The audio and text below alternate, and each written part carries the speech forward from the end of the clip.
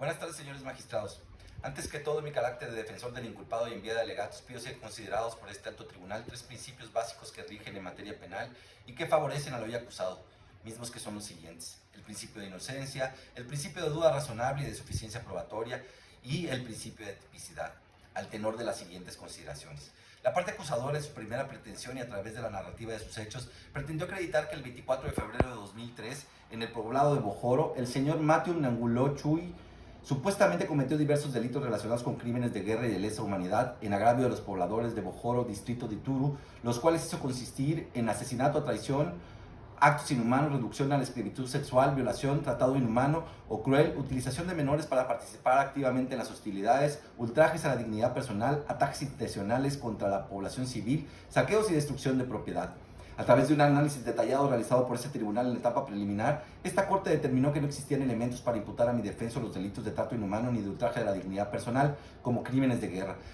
reclasificando los delitos y determinando proseguir en el juicio únicamente por los tipos penales de utilización de menores de 15 años para participar activamente en las hostilidades, dirigir un ataque contra la población civil o contra individuos civiles que no forman parte directa de las hostilidades, asesinato, traición, destrucción de propiedad, saqueos, esclavitud sexual y violación.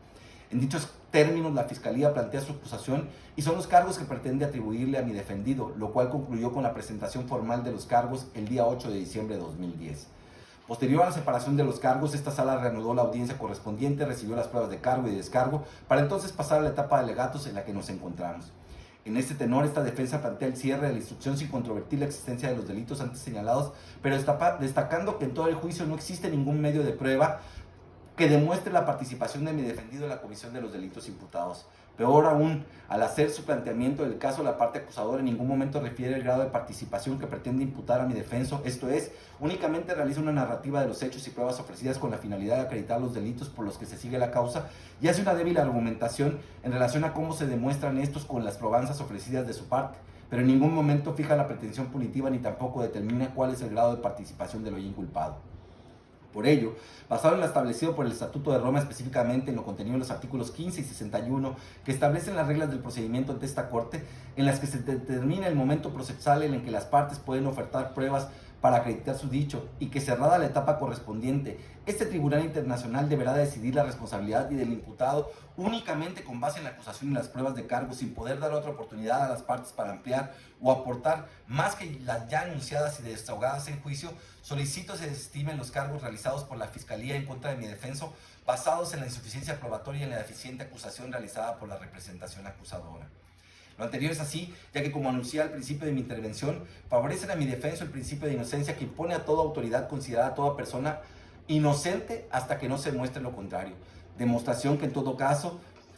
correspondía a la Fiscalía, quien solo se limitó con sus pruebas a acreditar los hechos, no así la responsabilidad de mi defenso, pues de ninguna forma demostró que éste haya participado en la realización de los mismos, mucho menos el grado de intervención que supuestamente pudo tener en la perpetración de dichos crímenes.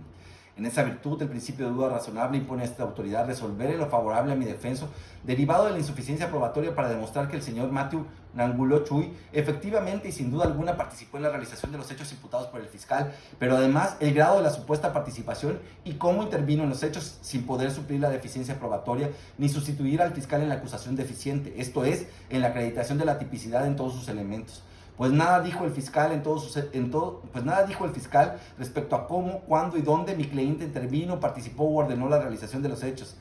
Aunque los hechos estén demostrados, no así la responsabilidad de mi defendido, y por tanto debe de ponérsele en inmediata libertad, pues en caso contrario se estarían violentando los principios y derechos contenidos en los artículos 22, 25, 26, 28, 30, 31, 66 y 67 del Estatuto de Roma, que rige la actuación de la Corte Penal Internacional. A manera de conclusión, se debe señalar que ni con los testimoniales recibidas, los interrogatorios realizados, las documentales y placas fotográficas exhibidas, mucho menos con los videos, se demuestra siquiera con meridiana claridad que mi cliente haya participado o participado en la realización de los hechos. Probanzas que deberá considerar esta autoridad jurisdiccional insuficientes para aplicar una condena al acusado, pues lo que se juzga en esta instancia no es la existencia de los hechos, sino la responsabilidad de mi cliente basado en pruebas, lo que en la especie no acontece, y con ello debe dejarse la inmediata libertad, determinando esta Corte la inocencia de mi defenso por duda razonable ante la insuficiencia probatoria que demuestre su responsabilidad, pues en ningún caso se demuestran las circunstancias de modo, tiempo y lugar, así como tampoco la participación de mi defenso en la realización de los hechos imputados. Muchas gracias. Esta defensa Descansa, señores magistrados.